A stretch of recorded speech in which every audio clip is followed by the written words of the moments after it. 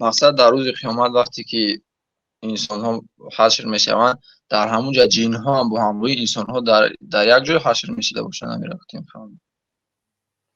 جن ها هم یعنی روز قیامت حشر میشه، حتی حیوان ها حشر میشد، اگرچه آنها نه به جنت میروند نه به دوزخ، لیکن الله تعالی ابر حیوان ها را هم زنده میکند.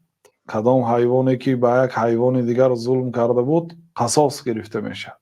پیامبر صلی الله علیه و سلم میگه گوسفند بیشاخی که از جانب گوسفند شاخدار ضرب خورده بود، روز قیامت الله تعالی امکانیت میدهد که قصاص گیرد، سپس آنها خاک میشوند.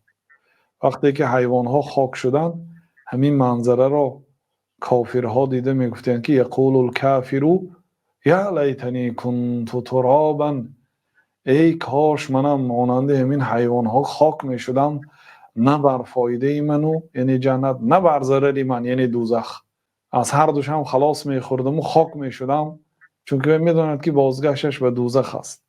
در سوره نبأ الله تعالی نقل کرد. بنابراین روز قیامت جن ها هم حشر میشن، بیدار میشوند، حساب و کتاب میشوند، اونا مکلف هستند. کسی گناه کرد به دوزخ، کسی عملهای صالح کرد به جنت میره. جزاک الله خیرا استاد، از برای الله شما رو دوست میداریم. الله نگهبانتون باشه. و ایاکم. الله تعالی شما رو هم دوست دارد. سلامت باشید.